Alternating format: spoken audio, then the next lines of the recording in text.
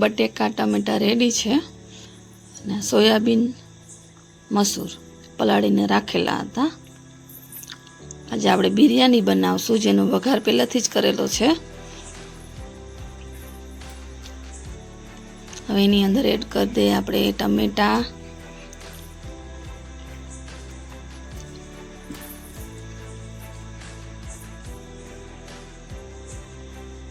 એને મિક્સ કરી લઈએ.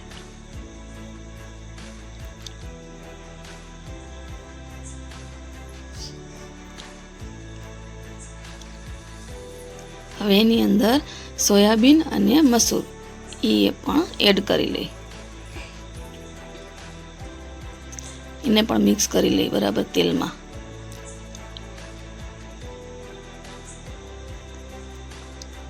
હવે સ્વાદ મુજબ એમાં મીઠું નાખવાનું છે. મેં 2.5 ચમચી નાખેલું છે.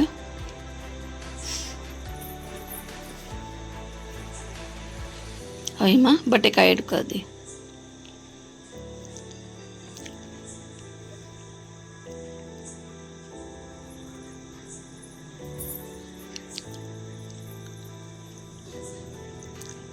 હવે એને ઢાંકણ ઢાંકીને થોડી માટે ચડવા દેશું. હવે આ લસણ અને આદુ મેં ખાંડેલું છે, એની અંદર મસાલા નાખી દઈ.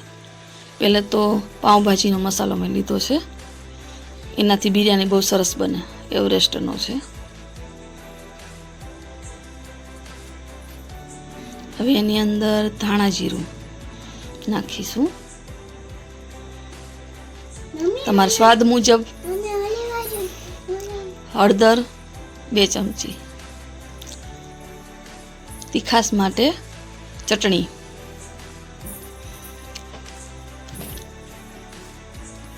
તમારા સ્વાદ મુજબ તમે નાખી શકો જેટલી જોઈએ એટલી. એમાં થોડુંક પાણી એડ કરશું.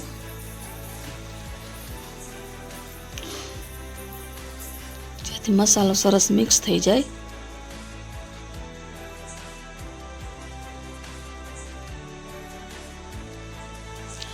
બરાબર મિક્સ કરીને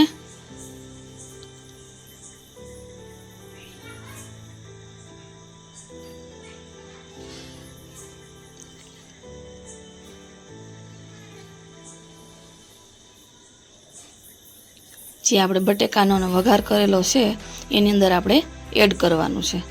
તો હવે આપણે એને એડ કરી લઈએ.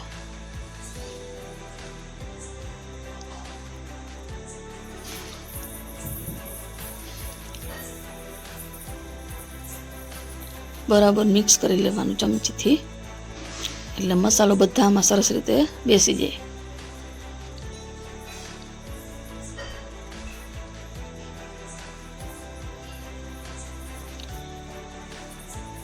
હવે જે ખાંડણીમાં ચોટેલો મસાલો છે એની અંદર પાણી નાખીને એની અંદર નાખી દેવાનો, એટલે એ પણ મસાલો ભેગો આવી જાય અને સરસ થઈ જાય. જોઈ લો તમે, મસાલો સરસ રેડી થઈ ગયો છે. હવે આપણે ભાત ધોઈને લઈ લીધા છે. મેં 300 ગ્રામ જેટલા ભાત લીધા છે અને એની અંદર પાણી થઈ ગયું છે. 3 ગ્લાસ પાણી નાખેલું હતું. પાણી સરસ થઈ જાય એટલે ભાત ધોઈને અંદર નાખી દેવાના.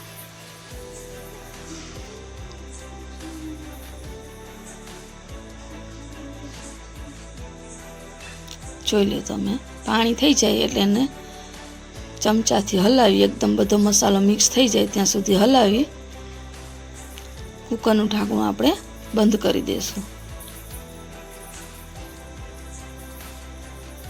કુકરનું ઢાંકણું બંધ કરી દઈએ એટલે 3 વિસલ થાય એટલે આપણા ભાત તૈયાર.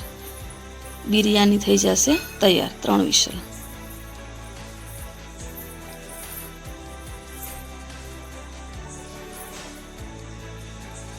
વિસલ ચાલુ છે.